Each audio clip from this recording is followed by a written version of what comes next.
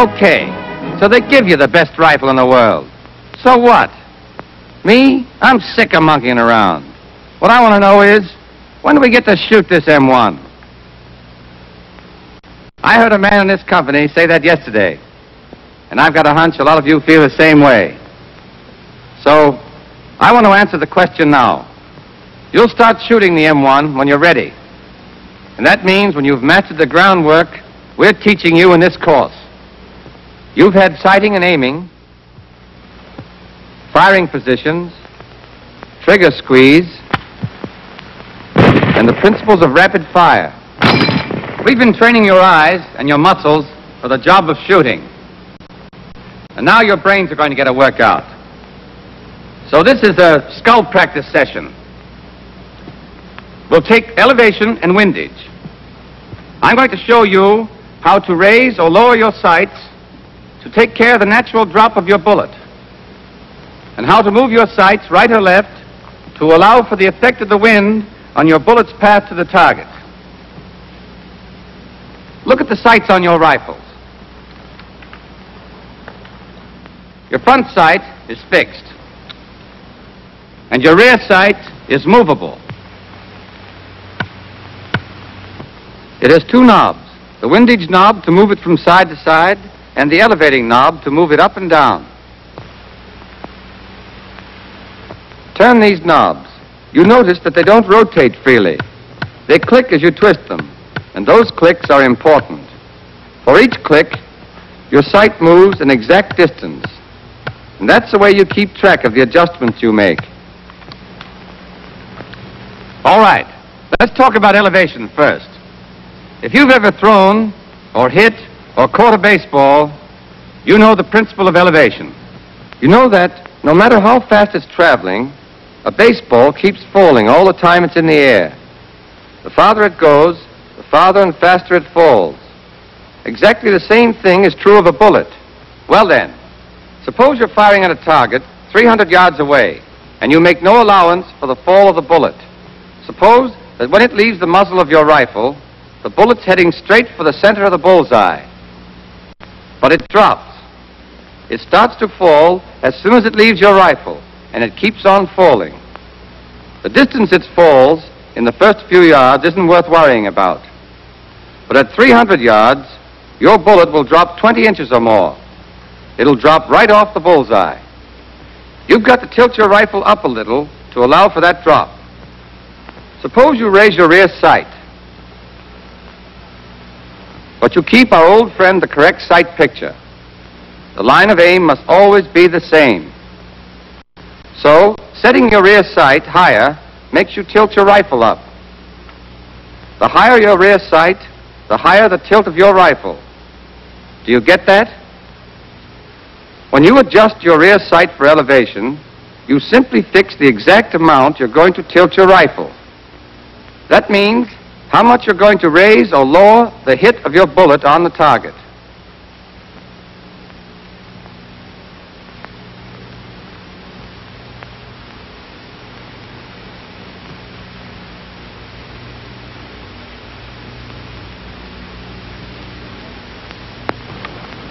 And since your front sight is fixed and your rear sight stays where you set it, you make precisely the same allowance for every shot you fire.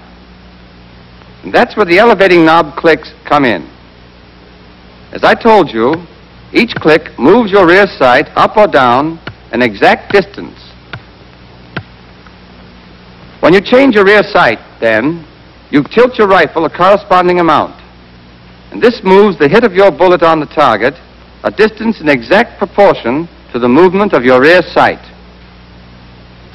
At 100 yards, one click of elevation moves the hit of your bullet on the target up or down 1 inch. At 200 yards, one click moves it 2 inches. At 300 yards, 3 inches. And so on. That's what the book means when it says, one click of the elevating knob moves the strike of the bullet 1 inch on the target for each 100 yards of range. To move the hit of the bullet up, raise the rear sight. To move it down, lower the rear sight. And that's all there is to it. Now let's see if you've got that. You're firing at this target at 200 yards. Your first shot hits 10 inches low. What are you going to do about it? Thompson? Sir, at 200 yards, each click raises the bullet 2 inches. So you take 5 clicks to raise it 10 inches. Right. One more. Your range is 500. You've made too big an allowance, and your first shot strikes 5 inches too high. What do you do about it? Hopper. Sir, 5 inches at 500. You'd have to bring the rear sight down. Why, just 1 click. Right again. Each click moves the strike of the bullet 1 inch for each 100 yards. You all see that? All right. Let's move on to windage. You may have heard that windage is tough, but don't let it throw you. It's no more mysterious than elevation. There may be a few more things to keep in your head, but take it easy, and you won't have any trouble with it. Now, you might find it hard to believe that the wind can have much effect on anything as small and fast-moving as a bullet. But you can take my word for it. Any wind, unless it's coming from straight behind you or straight in front of you, is going to blow your bullet off its course. Take it as we did elevation. Suppose you're firing at 300 yards, and you make no allowance for the wind. Suppose that when the bullet leaves the muzzle of your rifle, it's heading straight for the center of the bullseye. But there's a wind from your right. That wind keeps pushing your bullet to the left, forcing it off your line of sight and off the target. Once again, you've got to make an allowance. You've got to start your bullet off to the right of your line of aim, so that the force of the wind will push it over into the bullseye. In other words, you've got to point your rifle into the wind. If you were shooting an old-time squirrel rifle with fixed sights, you'd have to guess at windage correction. You'd have to sort of aim into the wind a little. Bet you jug of corn you can't get that thar crow that's won through the hay. You're on.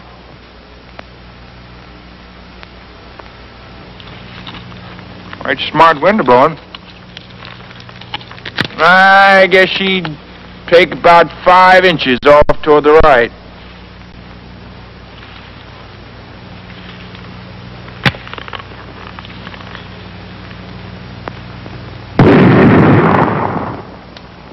That's what we call taking Kentucky windage, aiming each shot into the wind by guesswork.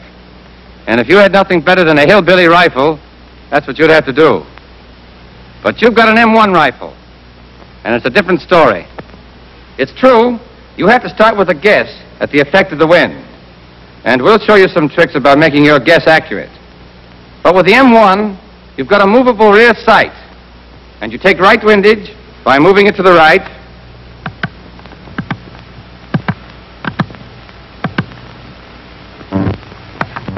Left windage by moving it to the left. Then when you've made your adjustment, you line up your sights on the target, taking the same sight picture you always do. But now, you're not sighting straight down along the rifle barrel. And as a result, you angle your rifle to one side. The farther to the right or left, you move your sight. The farther to the right or left, you point your rifle. Do you see that?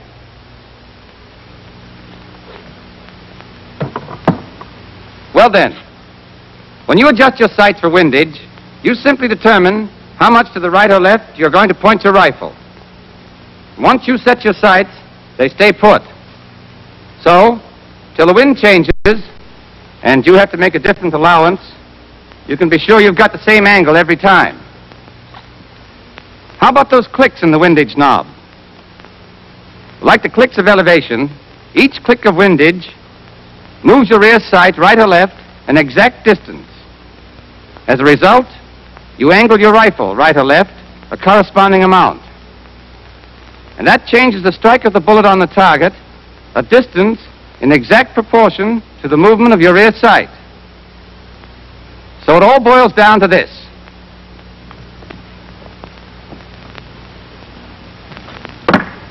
One click of the windage knob moves the strike of the bullet 1 inch for each 100 yards of range.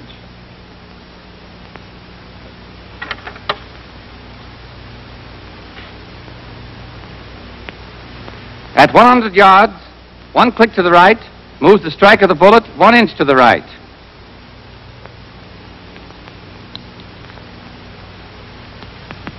At 200 yards, it moves it 2 inches.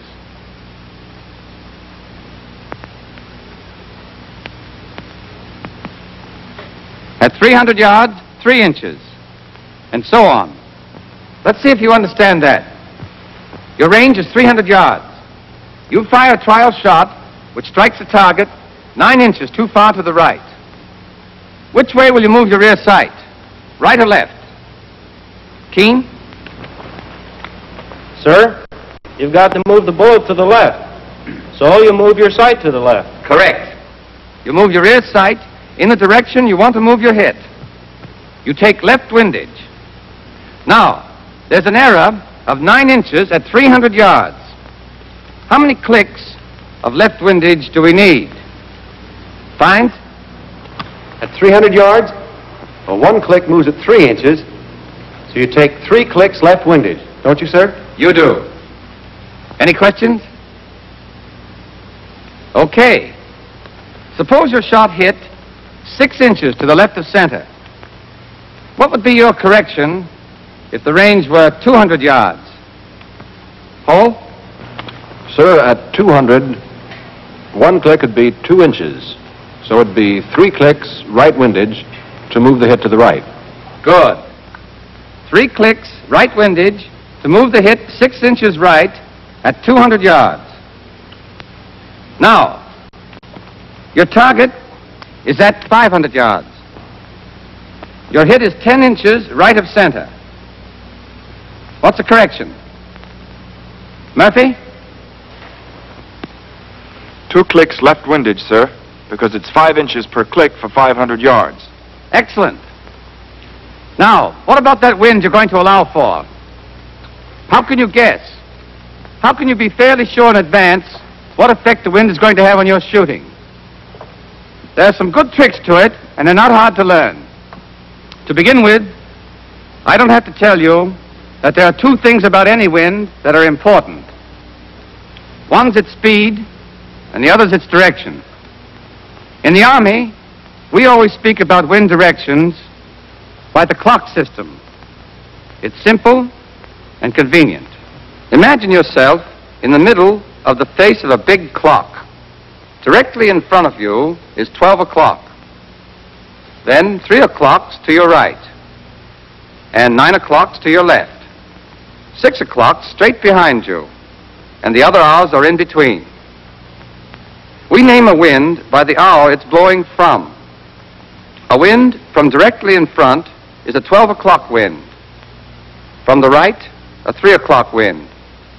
From behind, a 6 o'clock wind. And so on, around the clock. 1 o'clock, 4 o'clock, 8 o'clock, 11 o'clock wind. The Lord knows that's easy. Just remember, you're always in the middle, facing 12 o'clock, and the rest's a pushover. So we come to the other important factor, the velocity or speed of a wind. We measure the speed in miles per hour, and your common sense is enough to tell you that a 10-mile wind will have twice as much effect on a bullet as a 5-mile wind from the same direction. But how are you going to figure out a wind's speed? Well, the best thing to have is plenty of experience. An old-timer can just look at a wind and feel it on his face and give you a close estimate of its speed. But not many of you have the experience it takes. So, you'll just have to figure it out. You can get some help by using your eyes. Watch what the wind does to grass or trees or dust or smoke or anything else it's blowing. At first, That won't tell you much about the wind speed in miles per hour, but you'll be surprised how soon you'll get the feel of it. In the meantime, there are a couple of simple rules that you can use. Here's one. Take something light, like dust or a blade of grass. Toss it into the air and watch where it falls. Point with your whole arm from the shoulder at that spot. Then estimate the angle between your arm and your body. Most of you know that a right angle is 90 degrees. When you hold your arm out straight, then, the angle between your arm and your body is 90 degrees. All right. I'm pointing at the spot where the grass fell. My arm is a little less than halfway up, so I'll say the angle under it is 40 degrees. Got that? If this is a 90-degree angle, this is a 40. Now then, the rule is that you divide the angle under your arm by 4 to get the speed of the wind in miles per hour. Don't ask me why. Somebody made it up before my time and didn't tell me why. But I know it's near enough right to work. 1/4 of the angle between your arm and your body gives you the speed of the wind. All right, if this is a 40-degree angle, what's the speed of the wind? Lewis? 4 into 40 is 10, sir. 10 miles per hour. Right. The angle between your arm and your body divided by 4 is the wind velocity in miles per hour. If my blade of grass fell there, what's the wind speed? Carol? That's a little more than halfway up, sir. About 60 degrees. Right. 60 degrees. What's the speed of the wind? 4 into 60 is 15 miles an hour. Okay. Remember that. 1/4 of the angle between the arm and the body. There's another rule of thumb, or really it's the same rule applied in a different way. You take the whole angle between your body and your arm when it's straight out and divide it into 5 equal parts.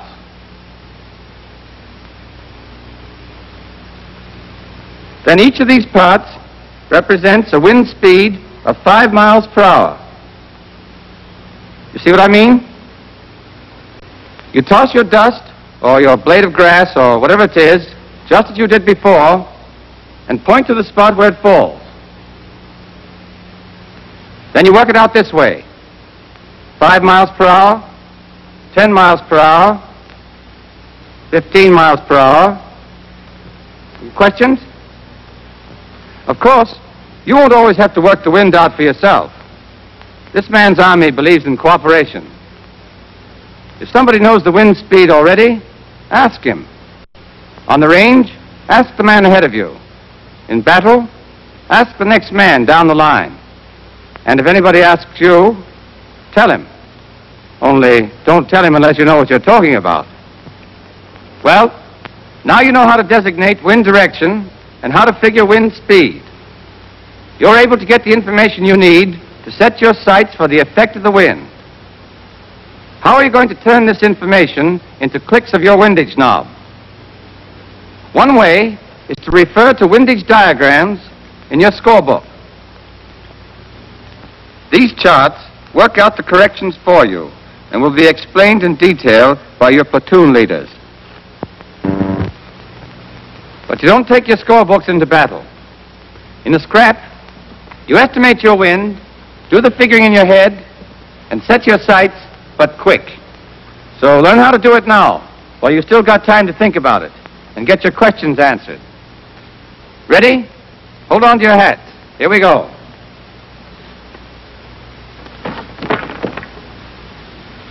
Here's the one-click windage rule.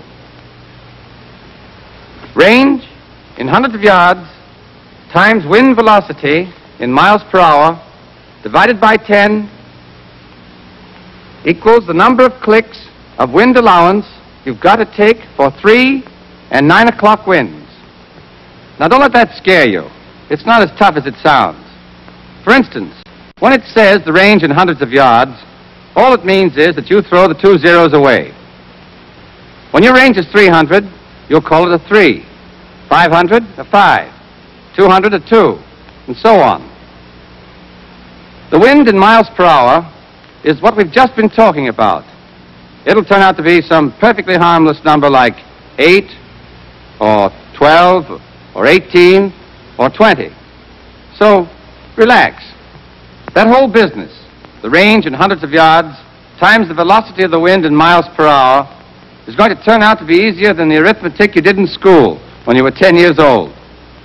It'll be about as hard as multiplying 3 times 15. You know your range. Say it's 500 yards.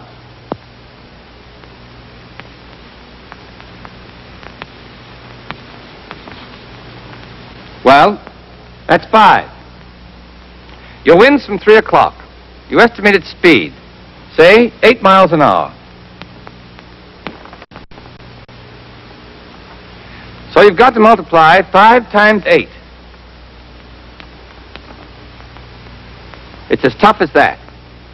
5 times 8 is 40. And that's the first half of this problem. Now, we've got to divide by 10. If you've ever been exposed to simple decimals, you know how hard that is. You point off one place from the right. If the last digit happens to be a 0, just chuck it away. And there's your problem. You multiplied 5 for 500 yards times 8 for 8 miles per hour. And you got 40. Now, we have to divide by 10. In other words, we have to knock off that last 0. And the answer was 4. So 4 is the number of clicks of wind allowance you must take. Now, we've been talking about 3 and 9 o'clock winds. Think of your clock again. 3 and 9 o'clock winds hit the bullet directly from the side. What about 2, 4, 8, and 10 o'clock winds? That is, the winds within 1 hour on each side of 3 and 9 o'clock. These winds are not directly from one side or the other, but they're so close you don't bother about the differences. In other words, the rule holds for all winds that are generally from the side. You make no allowance at all for 6 and 12 o'clock winds, because they do not blow the bullet out of line. So what winds does that leave us? It leaves 1 and 5 and 7 and 11 o'clock winds, which are 2 hours away from 3 and 9 o'clock. They strike the bullet only a glancing blow and affect it only about half as much. So for them, you take half as many clicks of windage. Here it is, all in one rule. Range in hundreds of yards times wind velocity in miles per hour divided by 10 equals the number of clicks of windage correction. Use full correction for 2, 3, 4, 8, 9, and 10 o'clock winds. Use 1/2 of that correction for 1, 5, 7, and 11 o'clock winds. Use no correction for 6 and 12 o'clock winds. And there it is. Now I'll do one more problem for you. Your range is 300 yards.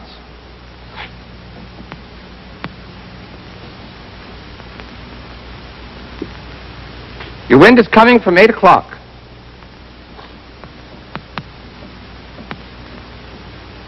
And you estimate its speed to be 12 miles an hour.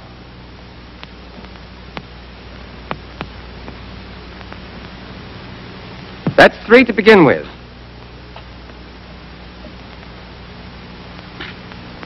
Times 12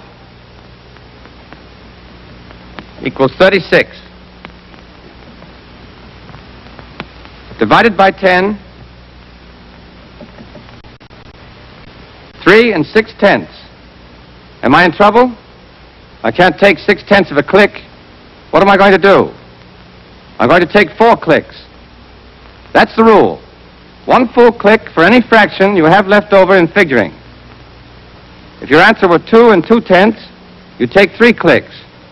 If it were 5 8/10, you take 6. You take 1 full click for any fraction left over. All right.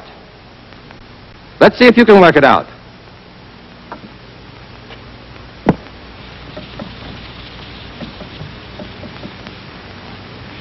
Range 200 yards.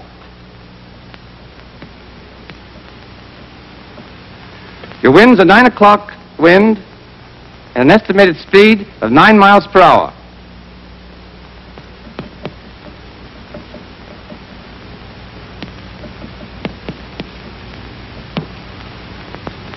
Now, how are you going to work out the number of clicks of windage?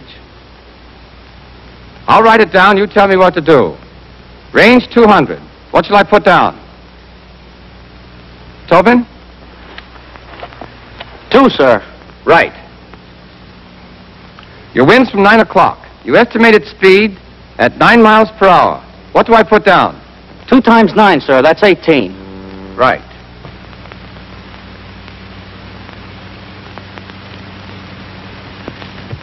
How many clicks do you take? 18 divided by 10, that's 1 8/10, sir.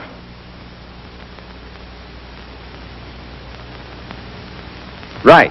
Now, how many clicks? 2 clicks, sir. Left windage. Good.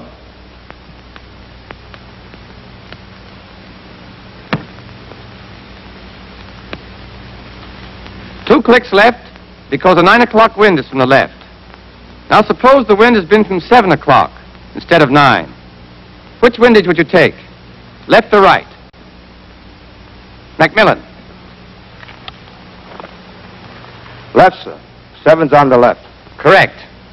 Tobin took 2 clicks for a 9 o'clock wind. What would you take for a 7 o'clock wind? 1 click, sir, because 7's is 2 hours away from 9. So you take only half as much. Good. Do you all see that? Now, here's another.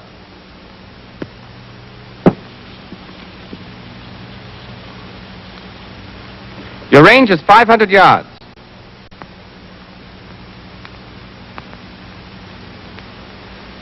Your wind's from 1 o'clock. And your estimated speed is 12 miles an hour.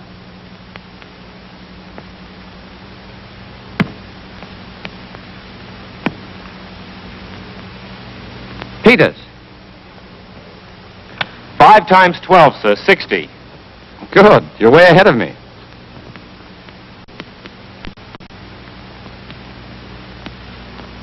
Then what?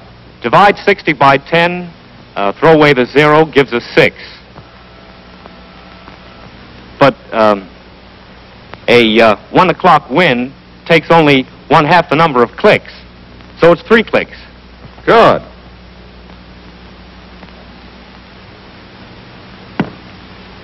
Which windage?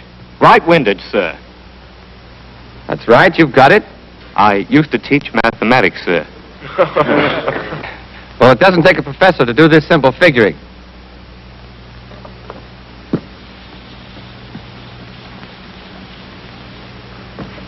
Now, you're on a range 300 yards. Your wind's from 4 o'clock.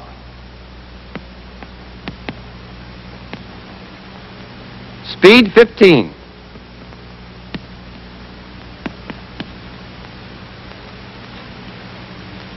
Farinetti.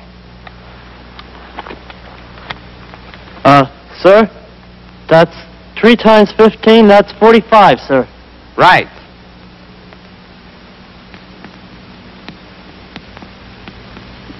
Three times 15 is 45. Now what? Then you divide by 10, sir. That makes 4 1/2.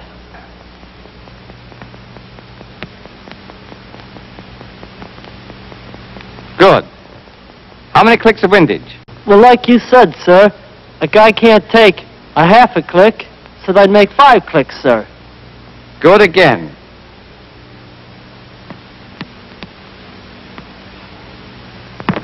Five clicks of which windage? Right, sir. Right is right.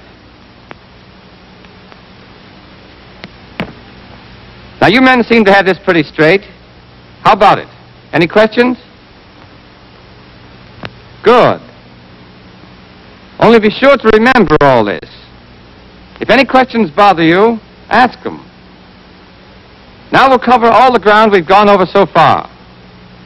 We started out with elevation. We saw that when you raise your rear sight, you have to tilt your rifle to line up properly on the target. We saw that one click of elevation moves the strike of your bullet on the target 1 inch for each 100 yards of range. Then we went to windage. We saw that when you move your rear sight to one side or the other, you have to angle your rifle off to the side to line up on the target. We saw that one click of windage moves the strike of the bullet 1 inch right or left for each 100 yards of range. We went into designating wind directions by the clock. The wind is called by the hour it comes from. I showed you the tricks of estimating your wind speed. Throw some light substance into the air and point your arm at the spot where it falls. Then figure the angle between your arm and your body. And that angle, divided by 4, is your wind speed in miles per hour. Or, divide the angle into 5 equal parts. And say each part, as your arm is raised, represents 5 miles an hour wind speed. And that gave you the information you need to calculate your windage. Then, we took the formula here, the one-click windage rule, and saw how it worked. I don't mind telling you that I'm mighty pleased about the way you followed it all. Elevation and windage are very important things for a rifleman to understand. But what's just as important is the fact that you didn't lose your heads. Men who keep their heads are the kind of soldiers who are making Tojo and Hitler sorry they started this fight.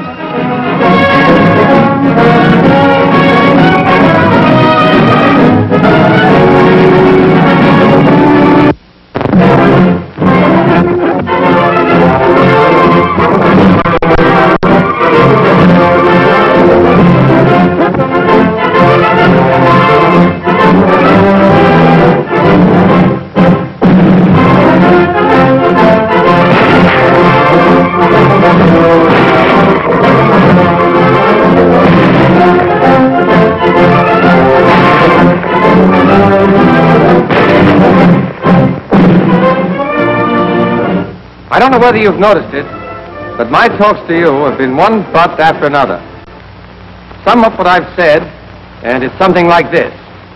You've got to get the correct sight picture every time you aim at a target.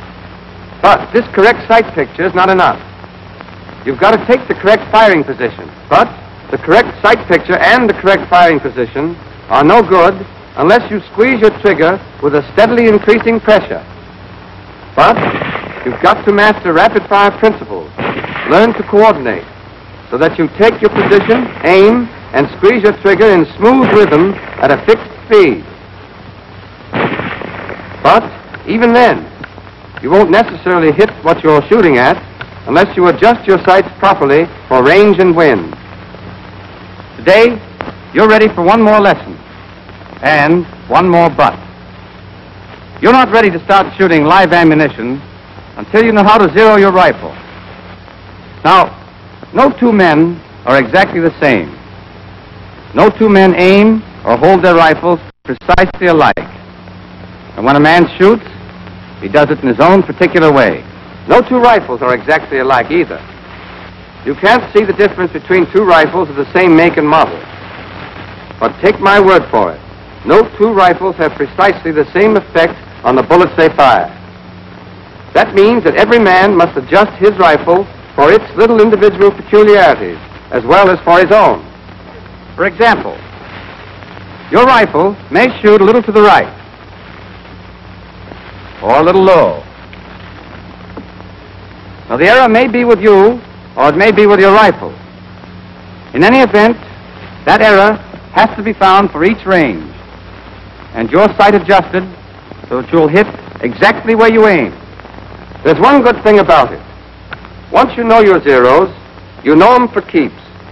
As long as you've got the same rifle, those zeros won't change. So you keep them in your scorebook, and you fix them in your memory. They're your zeros. and you need them in your business. All right. How do you go about zeroing? In this company, you'll zero your rifle first at 200 yards. Well, I don't want you to pay any attention to the range scale on your rifle. It's not set, and it may be off a mile. Do this instead. Run your sight down as far as it'll go. Then, run it back up 10 clicks, because 10 clicks is the average 200-yard setting for all men and all M1 rifles. All right. You've taken 10 clicks elevation for your first shot. What about your windage setting for the first shot? To begin with, whatever the weather's doing, center your wind gauge. Set it so that the long lines of the index come opposite each other. And if there happens to be no wind, leave it centered. Let's see how it would work on a calm day. You've taken 10 clicks elevation for 200 yards, and your wind gauge is centered. You aim. You squeeze off your shot and call a dead center bull. And you score a 4 at 7 o'clock. Here. Now you've got to correct both your elevation and your windage. How much? You can tell from the dimensions of your target. At 200 yards, it'll be an A target. Your bullseye is 10 inches wide. It's 5 inches from center to the edge of the black. The 4 ring is 8 inches wide, and the 3 ring is 10 inches wide. All right. Your bullet hit here. Take the elevation error first. These lines are here to make it easier for you now, but you can do the measuring in your head. Here's your shot. Here's center. Your shot's this much below center. That's 5 inches on the black, plus, say, not quite half of the 4 ring. Call it 3 inches. 5 inches here, and 3 here. You're 8 inches low.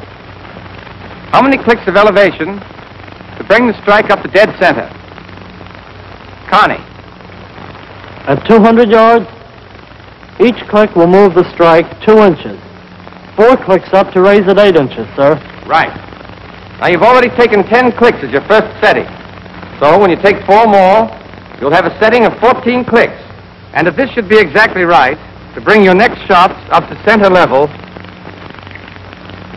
that would be your elevation 0 for 200 yards. But remember that this is only an example. I'm showing you zeroing in its simplest terms to begin with, so you'll understand the general principle. Actually, when you go out to zero your own rifle, you'll be allowed several shots to make sure your setting is right. Your first correction may be perfect, or it may not. Your second shot will check it, and you may have to make another change for your third shot. The elevation 0 for 200 yards may be more than your original 10 clicks, or it may be less. That's what you'll have to find out. Now let's go on with the problem. 4 clicks brought this strike up 8 inches. But that would make your next shot hit here. That's 5 inches to the left on the black, plus, call it 1 inch in the 4 ring. 5 plus 1, 6 inches. You've got to move the strike of your bullet 6 inches to the right. How will you do it? Carol. 3 clicks right, sir. Good. 3 clicks of right windage. We've moved the hit 4 clicks, 8 inches up, 3 clicks, 6 inches to the right. There's no wind blowing, so we started with the wind gauge centered.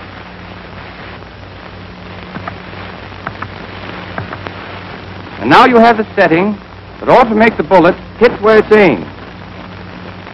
Ought to, I said, because this is still an example. And I've simplified it to make the figuring clear.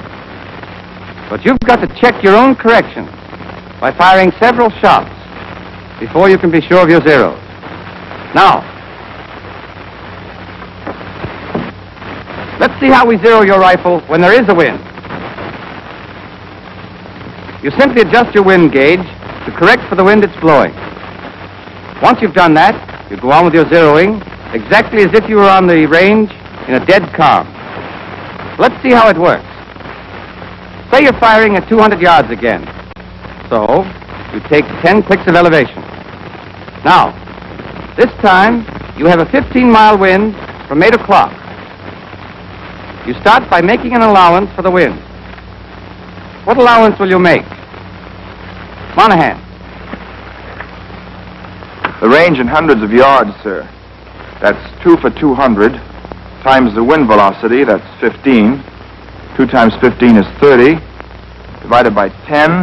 Well, 30 divided by 10 is 3. So you take 3 clicks, sir. 3 clicks left windage.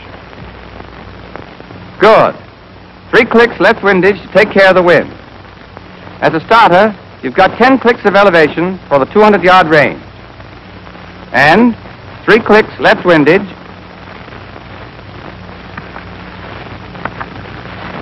for the 15-mile wind at 8 o'clock. You're ready for your first shot. Correct position, correct sight picture, correct trigger squeeze. To make it simple, let's say you call a center bull again. You've disked before at 4 o'clock. You figure exactly as you did before. Elevation first. What's your elevation error? Field. I'd say the hit's about 2 inches below the bottom of the black, sir. That'd be 7 inches low. Right. 7 inches low. So what do you do? To raise it 7 inches at 200, you'd want 3.5 clicks, sir. You take 4, sir. Correct. 4 clicks up. But you've already got 10 clicks. What does that give you? Your original 10 clicks weren't enough for this rifle. You take 4 more, that gives you 14. So your elevation zero at 200 yards is 14 clicks, sir. Yes and no, Field. It's your elevation zero if your next shots prove that it is. But you've got to check it and check it again. Now for windage. What's your correction? Walters. Well, sir, the hit's about halfway across the forering. That's 4 inches, sir. The center is about 5 inches in the black. 4 and 5, that's 9, sir. Good. 9 inches. What are you going to do about it? I'm going to take left windage, sir. How much left windage to move the hit over 9 inches to the left? Well, at 200 yards, takes 1 click to move 2 inches. Divide 9 inches by 2, that's 4.5 clicks. You take 5 clicks left, sir. Okay. 5 clicks left. Now, what's your windage setting? You started with 3 clicks left for the wind. Now you're taking 5 clicks more. That's 8 clicks left windage, sir. Okay. 8 clicks left is your setting. Is that your zero? No, sir, because 3 of those 8 clicks are for the wind, and that doesn't count in your zero. Your zero is 5 clicks left, sir. That's exactly it, Walters. You all see that? Now, suppose you know that your zero is 5 clicks left. And the next time you go on the firing line, you have a 15-mile wind blowing from 3 o'clock, so that you have to take 3 clicks of right windage. How will that affect your zero? Jackson. That doesn't affect your zero at all, sir. Good. Do you all see that? Your zero windage is one thing, and your windage setting is another. Now, you know your zero is 5 clicks left, so you set your wind gauge at 5 clicks left.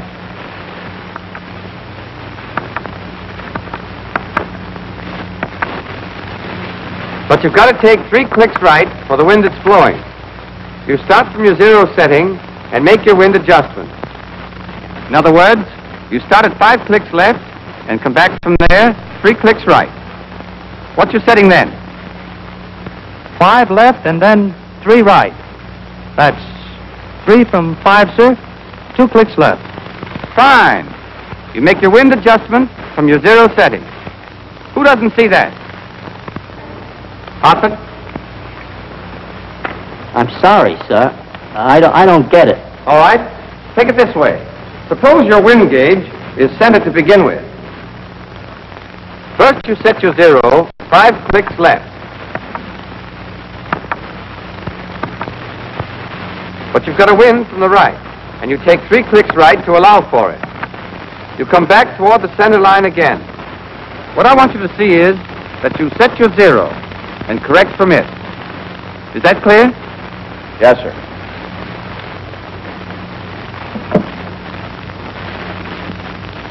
The elevation setting's simple. Your original 10 clicks are the average setting for 200 yards. Your first shot shows whether it's too much, too little, or just right for your rifle. You make whatever correction you need to hit exactly where you aim each shot. Check it, and that's your elevation 0. Any other questions? Let's have another problem. Another man, another rifle. We'll stick to the 200-yard range because it's clear and simple. But don't forget, you'll have to zero your rifle for 300 and 500 yards, too. The figures for these other ranges are different, but the principle is exactly the same. All right? Say you have a wind from 5 o'clock, and you estimate its velocity at 10 miles an hour. What wind allowance will you make?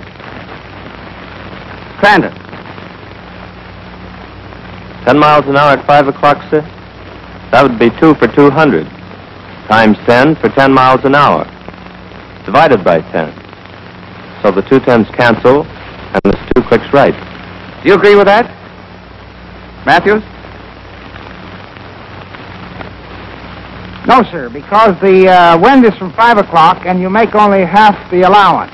1 click right, sir. That's it. Remember that, Crandon. Half the allowance for wind from 1, 5, 7, and 11 o'clock. Okay. The wind gauge is centered to start with. You take 1 click of right windage. How do you set your elevation to start with? Hawkins.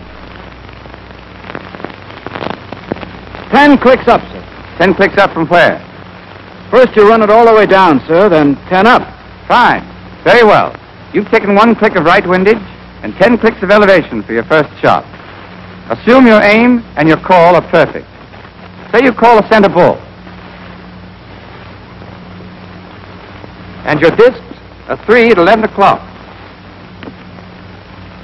What's your elevation correction, Hawkins?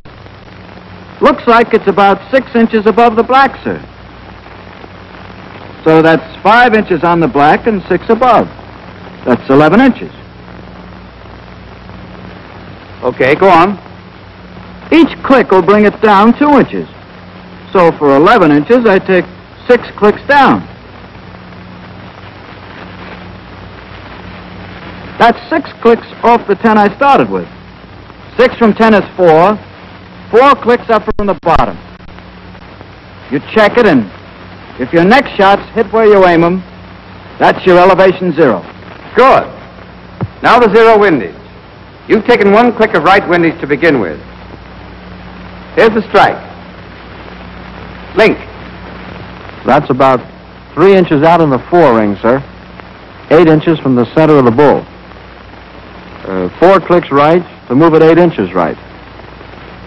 And you've already taken 1 click of right windage, so?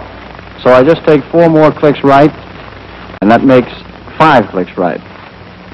But that's not the 0 windage, sir, because the 0 is the setting you need if there's no wind.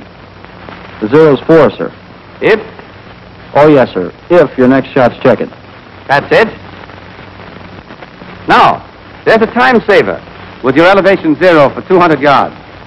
Once you've got it, and you're sure of it, you can make a permanent adjustment of your range scale for 200 yards. But let me warn you, this is a ticklish business. You're not to make this adjustment except with the authority of your platoon leader and under supervision of a non-com. For instance, in the problem we just did, you found the correct elevation for your rifle at 200 yards to be only 4 clicks. But that was with the imaginary rifle we were dealing with, mind you. Now, with your rifle, you may find the 0 to be 7, 12 or 15 clicks. Whatever the number is, be sure that your elevating knob is set that many clicks from the bottom. Then, loosen the screw you see there in the middle of the elevating knob. Move the scale so that it's set for 200.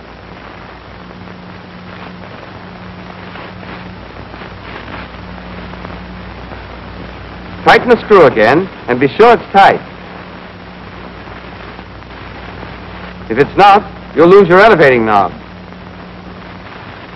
That's how you set your correct 200-yard elevation for keeps. But remember, that's for 200 yards only. You have to zero separately for 300 and 500 yards. All of your zeros are important. Let me say it again. Write them in your scorebook and learn them by heart. That scorebook can be a lot of help to you if you use it right. Look through it. If you get rusty on the elevation and windage rules, here they are, with tables and examples that show you how they work. Here are the dimensions of A and B and D targets. Here are windage diagrams too. They show the correct allowances to make for winds of various velocities all around the clock for the 2, 3, and 500-yard ranges. But I don't want you to get the habit of depending on the book for wind allowances. Shooting a target is only your training for the bigger job you'll be doing later. And you don't take a scorebook into combat. First of all, of course, the scorebook is for keeping track of your scores and how you made them. Turn to the rifle recording sheet. Take one that's headed 200 and 300 yards, slow fire recording sheet, and I'll go through it and show you how to use it. All right, place. Give the name of your post, camp, or station, in this case, Fort Benning. Then today's date, the hour, wind velocity, say 10 miles, from 7 o'clock.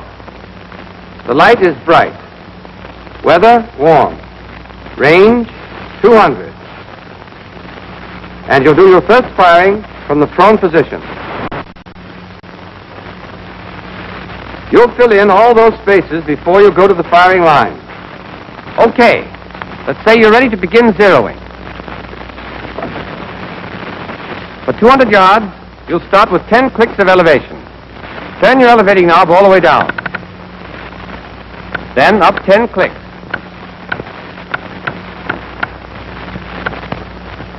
Now for windage. You've got a 10-mile wind from 7 o'clock. That's 2 for 200 yards, times 10 for the wind velocity, divided by 10, which gives you 2. But you only take half of that for 7 o'clock, which is 1. 1 click left windage because the 7 o'clock wind's from your left. Write these settings down. Position, sight picture, trigger squeeze, all correct. So, you fire your first shot. You call a center 5 and immediately make a dot in the center of the little circle under call in your scorebook. The call is important. Don't forget to put it down. Now, your disc for 3 at 8 o'clock. Enter the actual hit on the M1 target in your scorebook. Number it 1 because it's your first shot and you've got to keep track. Then mark the score in the value column under Val. A 3. Now, adjust your sight. The chances are you won't get a perfect setting the first time, but make your corrections. Use your target dimension. From the center to the edge of the bull is 5 inches. Say this hit is 6 inches low. So you'll want 3 clicks more of elevation. That's your original 10 clicks and 3 clicks more. So 13 clicks is the elevation you'll use for your second shot. Put it down and change your setting. Now, I estimate that this hit is 12 inches to the left of center. At 200 yards, it'll take 6 clicks right. Now, you started with 1 click of left windage. And your corrected setting, when you've turned your wind gauge 6 clicks right from the 1 click left, will be 5 clicks right. Put that down in your scorebook.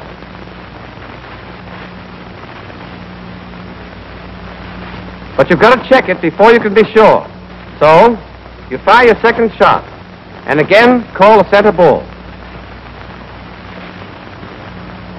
But it's a 4 at 2 o'clock. It's 1 inch above the black and 7 inches to the right of center. So you'll have to come down 3 clicks of elevation to bring the next hit down 6 inches. That's 3 clicks from 13. And you're back at your original 10 clicks of elevation for 200 yards. Now you've got to bring the hit 7 inches to the left. That'll be 4 clicks left windage. Make that correction. Your setting was 5 clicks right.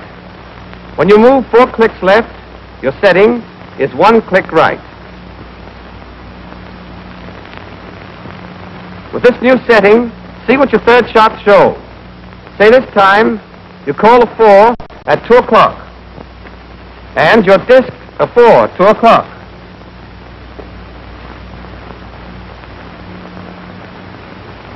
Well, that's fine. Your shot hit where you called it. You made your correction, and checked, and corrected again, and checked once more to make sure you were right. So now, you can write your zeros in your scorebook. Elevation 0, put down the setting you had when you hit where you aimed. 10 clicks. 0 windage is the setting you need to make your shot hit where you call it if there's no wind blowing. You took 1 click left windage for a 10-mile wind at 7 o'clock. But your final setting, when your shot did hit where you called it, was 1 click right. The correction you had to make then was 2 clicks to the right of your wind setting. The windage you take for the wind that's blowing is not part of your zero. If the wind died down, you'd have to take off those clicks, and you'd have your 0 windage setting, because that's the setting you need for a dead calm. Now, if there had been no wind, and your wind gauge would have been centered, so your correction would have been 2 clicks to the right of center. And that's your 0 windage, 2 clicks right. Put it down in the space provided for it, under the M1 target, 2 clicks right. And now you're ready to fill out your rifle recording sheet. Put down your rifle number, the ammunition lot number from the base of one of your cartridges you were using, 0 elevation for 200 yards, and 0 windage for 200 yards. One last word on zeroing. Make sure your call is right, and always mark it in the call circle. Call what you see the instant the rifle fires, and you'll be on your way to making a good shot. This is my last talk to you before this company goes out on the range. I've tried to give you everything I know that will help make good riflemen of you, and I hope I've made things clear. This is all stuff you're going to need later on. You're going to need it for your final examination, and you're going to need it when you go out on the range to shoot for scores. Most of all, you'll need it when your training's finished and you're in the big show, where every miss is costly, and every hit means that your country has one less enemy.